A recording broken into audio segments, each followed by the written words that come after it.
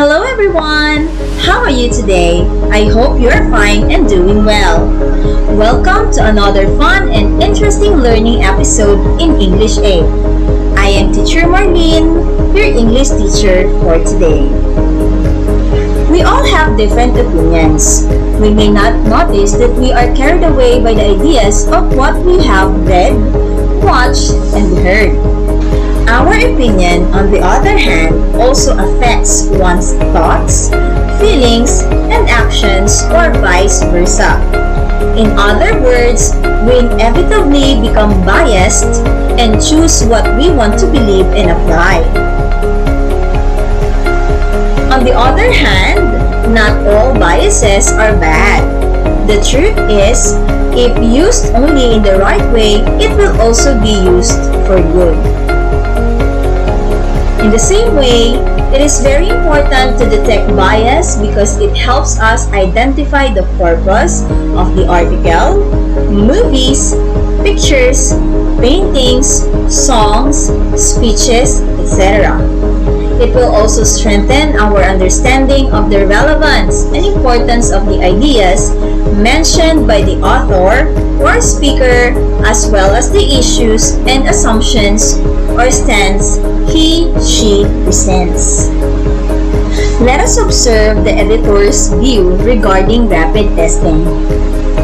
In this illustration, businesses back rapid testing on workers to hasten reopening. And in this lesson, we are expected to examine the author's bias and categorize it whether he or she is biased for or towards or biased against someone or something.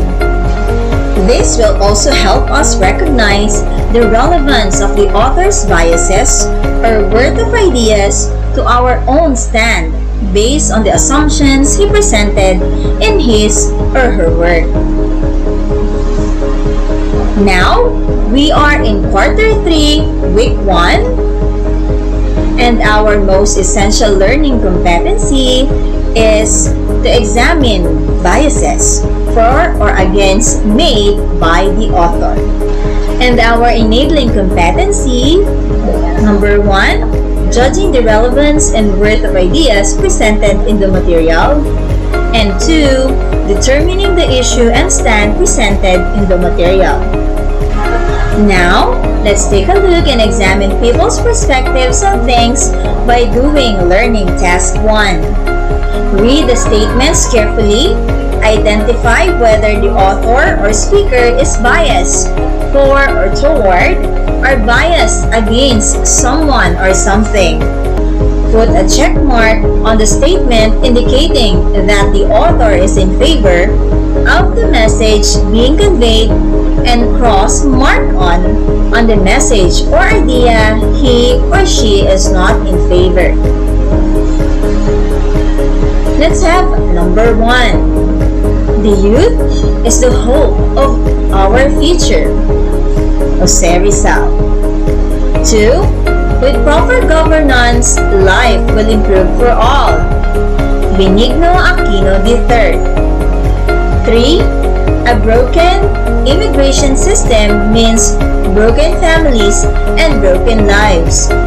Jose Antonio Vargas. 4. I don't like this kind of life where every month you are faced with some kind of a coup. Jejomar Binay. And 5. I want every Filipino woman empowered with information regarding all options available to her regarding family planning. Lea Salonga. Now, let's move on with the discussion of identifying author's bias for or against. A significant part of evaluating an author's ethos or convincing the audience that he or she is credible source and is worth listening to is identifying that author's bias inclined to favor one side over another. Bias is any opinion that influences a person's thoughts, feelings, or actions. An author or speaker can be biased against something or lean negatively against it, or have a bias for or towards something, or lean favorably or positively toward it.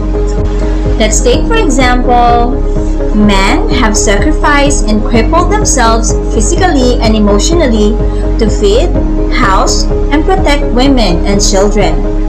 None of their pain or achievement is registered in feminist rhetoric, which portrays men as oppressive and callous exploiters. Camille Paglia. In this example, the author or the speaker has a bias for or towards gender equality. On the other hand, the author or the speaker biased against the thinking which describes men as oppressive and reckless exploiters.